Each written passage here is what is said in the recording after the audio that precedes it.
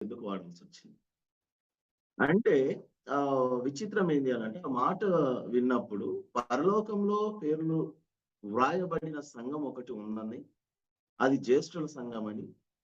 జ్యేష్ఠుల సంఘం అంటే జ్యేష్ఠుడంటే మొదటి పుట్టినవాడు అని అర్థం వచ్చిన గూడంగా, ఒక కుటుంబంలో మొదటి పుట్టిన వాళ్ళు ఎందరుంటారో ఒకడు తప్ప. కౌల పిల్లలు పుట్టినా గూడంగా ఇప్పుడు ఏశావును, మనము యాకోబును చూసుకున్నా, ఇంకెవ్వరిని చూసుకున్నా గూడంగా జ్యేష్ఠుడిని ఒక సెకండ్ ముందు పెట్టిన వాడిని జ్యేష్ఠుడని అంటారు వాస్తవానికి చెప్పాలి. అందరూ కలిసి కట్టకట్టుకొని ఒకేసారి పుట్టేస్తారా అనేది గూడా అలాంటి అవకాశం గూడా ఉండదు. అలాగే అయినప్పుడు మరి ఇద్దరు జ్యేష్ఠులు కాలేరు గదా! యాకోబు, ఏశావులు ఉన్నప్పుడు అని నిరూపిస్తుందా? కానీ అలాంటప్పుడు చాలా వరకు డౌట్‌లొస్తాయి. ఎందుకంటే యాకోబు, ఏశావు తన తల్లి గర్భంలో ఉన్నప్పుడు పెంగులాడినట్టుగా మనం చూస్తాం. తన అన్న మెడను పట్టుకొని కూడా యాకోబు బయటకొచ్చాడు. అనంటే కడుపులో ఉన్నప్పుడు ఈ యొక్క జ్యేష్ఠత్వం గురించి ఆ పిండాలుగా ఉన్నప్పుడు అప్పటినుంచి వాళ్ళలో ఆ పోరాటం మొదలైంది. చివర్లో ఈ లోకాలకు వాళ్ళొస్తున్నప్పుడు, వాళ్ళ తల్లి గర్భంలోకెళ్ళి వస్తున్నప్పుడు గూడండి, ఆ పోరాటం అనేది, ఆ పెనుగులాట అనేది గూడా మనం చూస్తా ఉన్నాం. దీనికి జవాబు చాలా చక్కగా రోమీయులకు రాసిన పత్రిక 8వ అధ్యాయం 29లో చాలా మంచిగా ఉందండి. ఏమని ఉంటుంది అనంటే, మనకు దొరుకుతుంది ఎందుకనగా తన కుమారుడు అనేక సహోదరుల్లో జ్యేష్ఠుడగునట్లు దేవుడు ఎవరిని ముందుగా ఎరిగెనో వారు తమ కుమారునితో స్వారూప్యము గలవారొకటకు వారిని ముందుగా నిర్ణయించెను అంటుంది లేఖనం. ఏందంటండి? తన కుమారుడు అనేక సహోదరుల్లో జ్యేష్ఠుడగునట్లు దేవుడు ఎవరిని ముందు ఎరిగెనో వారు తన కుమారునితో స్వారూప్యము గలవారొకటకు వారిని ముందుగా నిర్ణయించెను అని మనం అక్కడ చూస్తా ఉన్నాం. ఇక్కడ దేవుని యొక్క సంకల్పంలో ప్రధానంగా 2 కార్యాలు ఉన్నాయని మనం గ్రహించాలి. ఎందుకనంటే ఈ జ్యేష్ఠత్వానికి, క్రిస్మస్‌కి ఒక సంబంధం ఉందండి. మొదట తన కుమారుడు అనేక సహోదరుల్లో జ్యేష్ఠుడు కావాలని దేవుడు ఆశించాడు. అంటే దేవుని యొక్క కుటుంబంలో మనమంతా చిన్నతమ్ముళ్ళమైతే మన యేసుక్రీస్తు ప్రభువారు మనలో ఒక పెద్దన్నయ్యగా, ఒక జ్యేష్ఠుడిగా కనిపించాలని దేవుని యొక్క లేఖనము సెలవిస్తా ఉన్నది. అయితే దేవుని యొక్క పని అంతట్లోనూ ఆగిపోలేదు.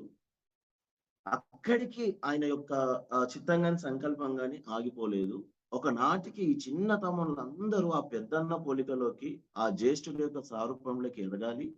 అలా జ్యేష్ఠుడి సారూప్యంలోకి మార్చబడి మనం చూస్తా ఉంటామండి. ఎఫెసీయులకు రాసిన పత్రిక 4:12లో ఏమని ఉంటది అంటే, క్రీస్తునకు కలిగిన సంపూర్ణతకు సమానమైన సంపూర్ణత కలవారుగా ఆయన భక్తులందరినీ దేవుడు జ్యేష్ఠులుగానే వ్యవహరిస్తున్నాడన్న మాట అనేది ఇక్కడ మనం గ్రహించాం. అదే పరలోకంలో వ్రాయబడి ఉన్న జ్యేష్ఠుల సంఘము అంటే జ్యేష్ఠత్వం అనేది నిజానికి ఒక అద్భుతమైన, నిగూఢమైన, మర్మసహితమైన అంశముగా యాకోబు ఇక్కడ చూస్తా ఉన్నాడు కాబట్టి ఆయన ఎట్లా ఉంటున్నాడంటే అనుక్షణము ఫైట్ చేసేవాడిగా మనకు కనబడతా ఉన్నాడు. అంటే జ్యేష్ఠత్వంలోనే ఎన్నో ఆధిక్యతలు ఉన్నాయంటే ఫుల్ ప్రివిలేజెస్ అనేటివి చాలా ఇమిడి ఉన్నాయనేది మనం అర్థం చేసుకోవాలి. జ్యేష్ఠులు అంటే యేసుక్రీస్తు వంశం వల్ల ఉన్నవారు అని అర్థం. అయితే మత్తయి సువార్తల్లో మనము ఆ యొక్క మొదటి అధ్యాయంలో చాలా వరకు వంశావళి చూసినప్పుడు అబ్రాహాము ఇస్సాకు కనెను, ఇస్సాకు యాకోబును కనెను, యాకోబు యూదను కనెను అంటుంది అక్కడ మనము చూస్తున్న యొక్క లేఖనము అనే అధ్యాయం. వాస్తవానికి చెప్పాలంటే అబ్రహాంకు మొదట పుట్టినవాడు ఇస్సాకు కాదు, ఇస్మాయిల్. ఇస్సాకుకు మొదట పుట్టినవాడు ఏశావు, యాకోబు. యాకోబు కాదు. యాకోబు మొదట పుట్టినవాడు రూబేను గాని యూదా కాదు. అయినా యొక్క వాక్యంలో ఇస్మాయిలు, ఏశావు, రూబేన్ల ఊసే ఎత్తడం లేదు. అబ్రాహాము మొదలుకొని యేసుక్రీస్తు వరకు దేవుడు గీసిన గీత మీదకి యాకోబు వచ్చి నిల్చున్నాడు. అదే జ్యేష్ఠత్వం. ఎందుకు అనంటే నిజానికి అదే యాకోబు కోరుకున్న ఆశీర్వాదం అని మనం అనుకోవాలి. భూమి యొక్క సమస్త వంశములు నీ యందు ఆశీర్వదించబడును అని దేవుడు అబ్రహాముకు వాగ్దానం చేయటము, రానున్న మెస్సయను గురించిన వాస్తవాన్ని, అబ్రహాము వంశంలో పుట్టబోతున్న మెస్సయ అందే లోకంలోని సకల వంశాలను దేవుడు దీవిస్తాడని, ఆది కాండంలో దేవుడు వాగ్దానం చేసిన స్త్రీ సంతానము, ఆ విమోచకుడు ఈ లోకంలోనికి రావటానికి ద్వారంగా దేవుడు అబ్రహాం వంశాన్ని ఎన్నుకున్నాడని ఆ విషయం అబ్రహాము వంశీకులందరికీ తెలుసు. అయితే అబ్రహాముకు దేవుడిచ్చిన ఆ దీవెన ద్వారా ఎవరెవరి గుండా ప్రయాణించి యేసు వరకు చేరుతుందా అనేది అప్పట్లో అబ్రహాము వంశీకులందరికీ ఒకలాంటి ఆసక్తి, ఒకలాంటి ఉత్కంఠను కలిగించే అంశంగా, విషయంగా వాళ్ళు చాలా వరకు చూసేవాళ్ళు. ఆ వరుసలో తాను ఉండాలని అందరూ ఆశించారు. అయితే కొందరికి అది దక్కిందనేది మనం ఆ యొక్క లేఖనంలో చూస్తే మనకు అర్థమవుతుంది. అంటే యాకోబు దృష్టికి ఆశీర్వాదం అంటే మెస్సయ్య తనలో నుండి రావటమే.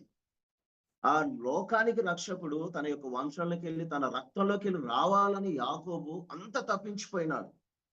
మనం చూస్తాము తనలో నుండి రావటమే మెస్సయ్య పితరుల వరుసల్లో తాను ఉండాలని అంతే చాలా అనుకున్నాడు యాకోబు. అంటే మానవాళి దేవుడు వాగ్దానం చేసిన విమోచన ప్రణాళికలో తాను ఒక భాగంగా ఉండాలని యాకోబు యొక్క తపన, ఆశీర్వాదం తానే పొందాలని ఒక స్వార్థం తనలో నిండి ఉంది. తాను ఒక సాధనం కావాలనుకున్నాడు. యాకోబు ఆశించాడు. మరి యాకోబును చూసిన దేవుడు మురిసిపోయాడు కాబట్టి యాకోబు పేరుకు తగినట్టుగా తన జీవితంలో కూడా తను చేసిన కొన్ని విషయాలను బట్టి కూడా దేవుడు యాకోబును క్షమించి తన కొరకు తప్పించి తన కొరకు అంత పోరాడుతున్నాడు కాబట్టి దేవుడు యాకోబును ఆశీర్వదించడం మొదలుపెట్టినాడు.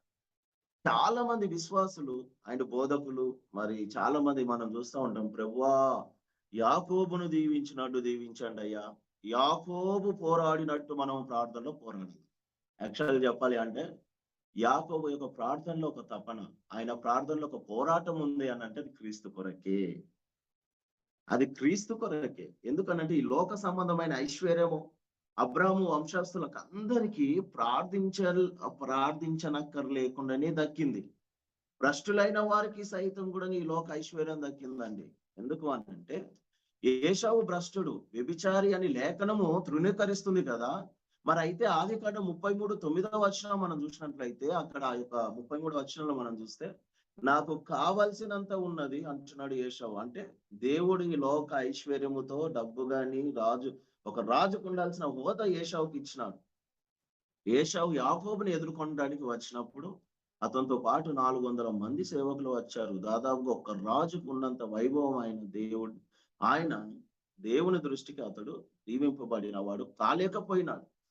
అంటే ఆస్తులు ఉండడము అంటే చాలా రకాలుగా ఉంటేనే దేవుని ఆశీర్వాదం కాదు. అసలు ఆశీర్వాదం అనేది ఆ రీతిలో ఎప్పుడు కూడా కనబడదు. మనం ఇశ్రాయేలును కూడా చూస్తాం. ఆదికాండం 17:20వ వచనంలో ఇదిగో నేను అతన్ని ఆశీర్వదించి అతనికి సంతానాభివృద్ధి కలుగజేసి అత్యధికముగా అతన్ని చేసేదను. అతడు 12 మంది రాజులను కనును అతన్ని గొప్ప జనముగా చేసేదని అంటున్నాడు దేవుడు. అంటే ఈ భూలోక సంబంధమైన ఆశీర్వాదం గురించి యాకోబు చూడలేదు. ఎందుకనంటే నిజానికి లోక సంబంధమైన ఐశ్వర్యమే ఆశీర్వాదంగా లెక్కింపబడితే ఇస్సాకు కన్నా ఇస్మాయేలే అధికంగా ఆశీర్వాదింపబడినట్టు కనబడుతుంది. అయినా ఇస్సాకు మాత్రమే దేవుని యొక్క కృప పొందినవాడు. ఎందుకనంటే ఈ లోకపు ఐశ్వర్యాన్ని ఇస్మాయేలు సమృద్ధిగా పొందిన తర్వాత ఇస్సాకుకు ఇస్మాయేలు కంటే అధికంగా కలిగేదేమో. ఇస్మాయేలు పొందినది, ఇస్సాకు పొందినది ఏమిటో తెలుసా? ఆదికాండము 17వ అధ్యాయం 21 వచనం చూసినట్లయితే ఇస్సాకుతో నా నిబంధన స్థిరపరిచేదను అంటున్నాడు దేవుడు. అక్కడ నిబంధన స్థిరపరిచేదను అని అంటే ఇస్సాకు ద్వారా మెస్సయ్య లోకానికి వస్తాడు తన సంతానంలోకి వెళ్ళి అని చెప్పేసి లేఖనము పేతగా ఇక్కడ ఏం చేస్తా ఉందనంటే బయలుపరుస్తాం. ఆ నిబంధన ఏమిటి? ఇది ఇహలోక ఐశ్వర్యానికి సంబంధించినదా అంటే కాదు, దేవుని మహా విమోచన ప్రణాళికకు సంబంధించినది.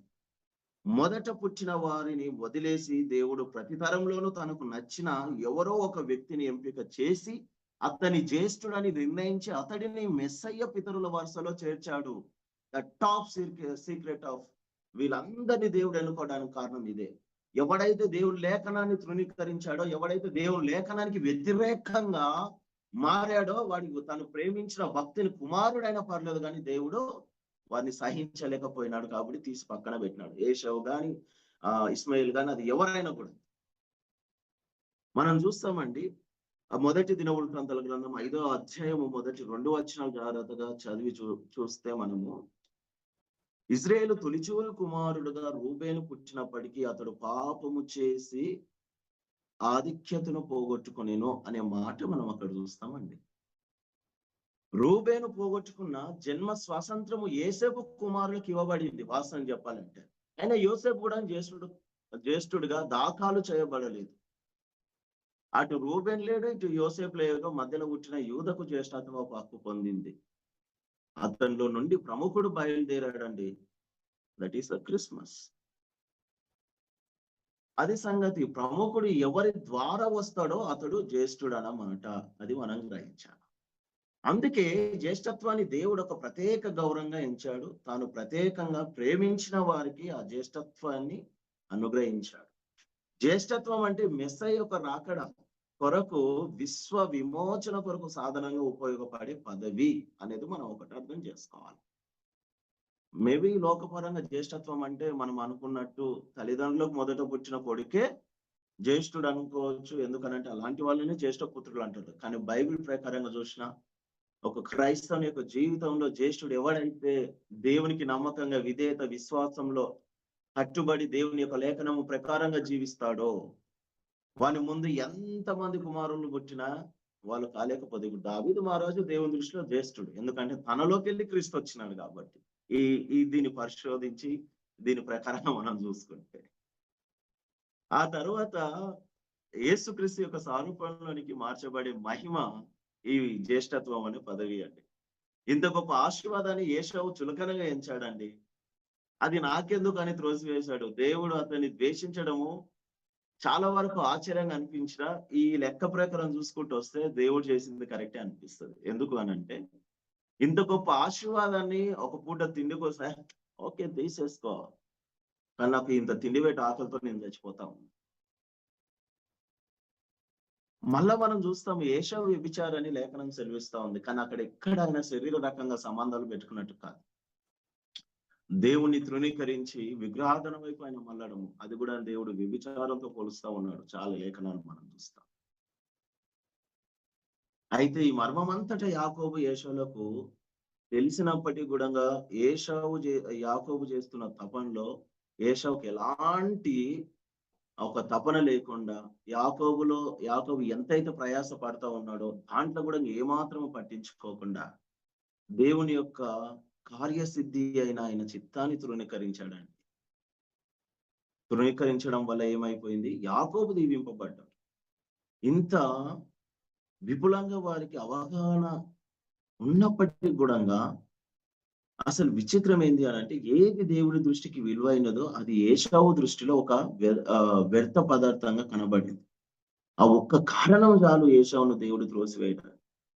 ఈనాడు కూడా ఈ లోక సంబంధమైన నీతి ప్రవర్తన కలిగిన వారు అనేకులండి సరిగా ఇదే కారణాన్ని బట్టి నరకాగ్నిలోనికి వెళ్ళట్లేదా? దీవింపబడిన వారి వల్ల యాకోబు యొక్క మాస్కులు ధరించి ఏశావు లాంటి ప్రవర్తన కలిగిన వాళ్ళు మన మధ్యలో లేరా?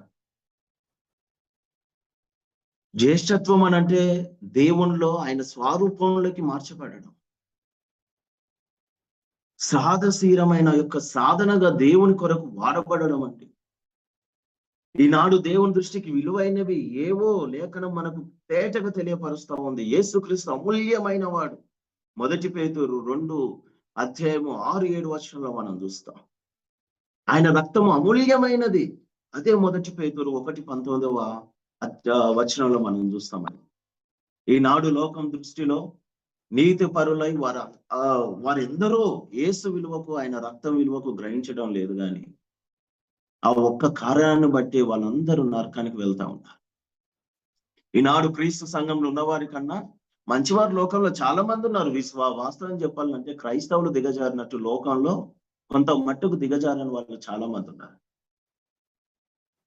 మనం చూస్తూ ఉంటాము పౌలు రాసిన లెటర్లో వారి కడిపే వారి దేవుడు, వారి ఆలోచనే వాళ్ళ దేవుడు. దేవుని చిత్తాన్ని పక్కన పెట్టి వాక్యానికి విరుద్ధమైన కార్యాలు అనేకమైనవి చేస్తూ అదే దేవుని చిత్తం అని భ్రమపడి ఏశావు లాంటి భ్రష్టులు ఈ రోజు సంఘంలో లేరా? మన మధ్యలో లేరా? చెప్పలేము. అదే సమయంలో మనం కూడా అదే పరిస్థితుల్లో ఉంటాం.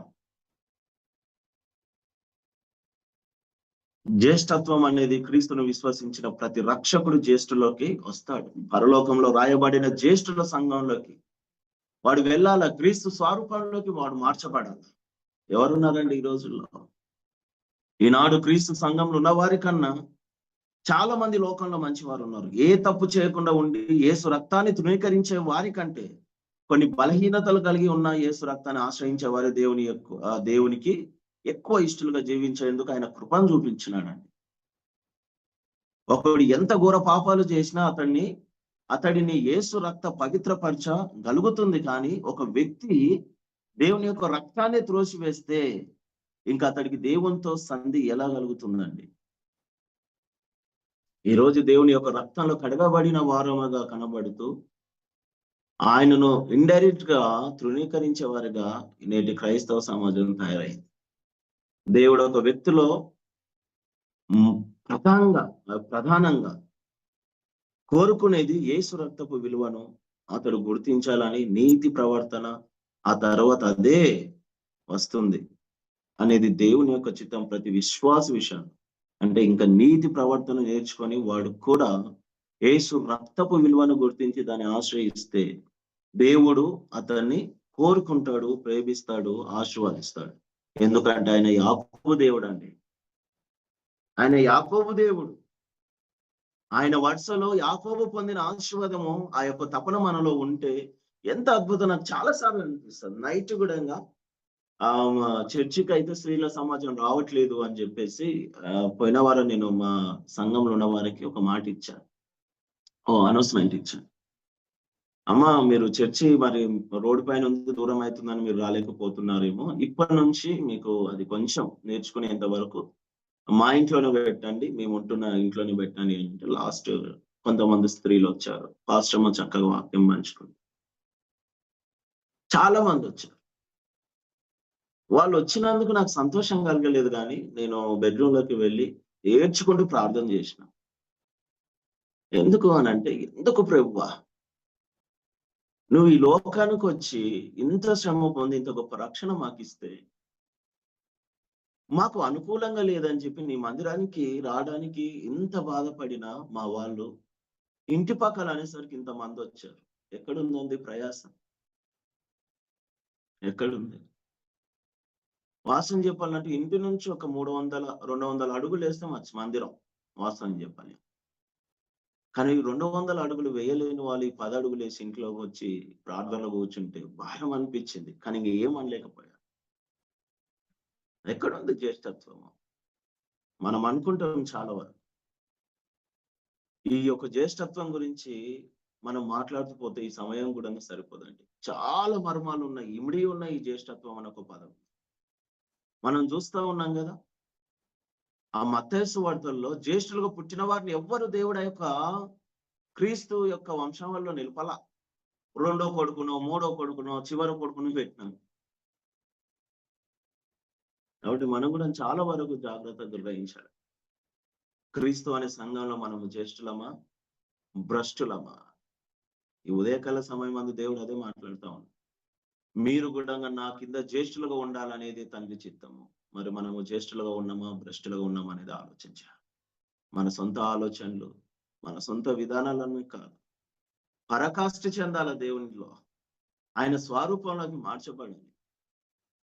ఆయన స్వరూపంలోకి మార్చబడినప్పుడు దేవుడు అనుకున్నది, దేవుని యొక్క సంకల్పం, ఆయన చిత్తం నెరవేర్చడం అనేది జరుగుతుందండి.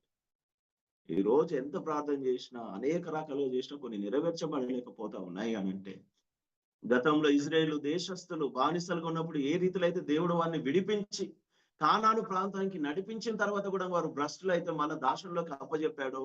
వాళ్ళ మొరలను వినకుండా నేటికి 10 గోత్రాలైన ఇజ్రాయేలు జనాంగాన్ని ఇంకా కలపకుండా ఆయన ఉంచాడు.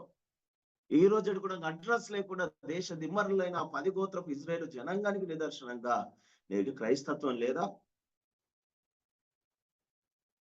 వాళ్ళు కనిపించని వారు, త్రోవ తప్పిన వారు, కానీ మనం కనిపిస్తూ త్రోవ తప్పిన వారిగా మనం ఉంటాం. ఎస్, చాలా బాధ అనిపిస్తుంది. కొన్నిసార్లు కొన్ని చోట్ల పోయినప్పుడు ఏ సంఘం బ్రదరు అని అంటే ఎంబీఆర్ అంటే, ఎంబీఆర్ ఆ గందరగోళాలన్నీ పోయినాయా బ్రదర్? తేలికగా వాళ్ళే కొట్టుకొని వస్తారు. ఎవరు కొట్టి చంపేది అవసరం లేదు. ఎంత చులకనంగా అండి. నాకు అదే అనిపిస్తా ఉందన్నమాట. మా సంస్థ ఇంత గొప్పగా ప్రపంచవ్యాప్తంగా ఇంత విరచిల్లుతుంది కదా! భారతదేశానికి వచ్చే వరకు ఎందుకు ఈ రీతిలో అయిపోయింది? ఉన్న యొక్క జ్యేష్ఠత్వాన్ని ఎందుకు కోల్పోయింది? మా స్వార్థాల వలన. సరైన యొక్క జ్ఞానం మాకు లేకనా? లేకపోతే దేవుడు మా పైన ఆయన మనసును తీసివేసినందుకు మమ్మల్ని మేమే భ్రష్టులుగా ఎంచుకుంటున్నామా? ఏశావులాగా ఒక పూట తిండి కోసము దేవుని యొక్క చిత్తాన్ని తృణీకరిస్తున్నామా అనిపిస్తుంది. మనం ప్రార్థన చేయాలండి. దేవునిలో అన్ని ఆయన యొక్క కార్యసిద్ధి, ఆయన చిత్తం నెరవేర్చేటట్టుగా. చూడండి, తిండి గురించి జ్యేష్ఠత్వానికి ఏశావు అమ్ముకోలేదు, కానీ దాని విలువ తెలియక దాని యందు ఏమైపోయినాడంటే చులకన చేసినాడు దేవుని చిత్తాన్ని. కానీ యాకోబు దృష్టికి వచ్చేసరికి అది గొప్ప ఆశీర్వాదంగా స్వీకరించి, కుటుంబానికి దూరంగా పారిపోయి దాని ప్రతిఫలాన్ని రుచి చూచి దేవునితో పోరాడి, నీవు వస్తే నాలోకెళ్ళే రావాలా, నా పితరుల వరుసలు నేను ఉండాలి. అందుకే ప్రభు అబ్రాహాము, ఇస్సాకు, యాకోబుని దేవునిగా పిలువబడ్డాడండి.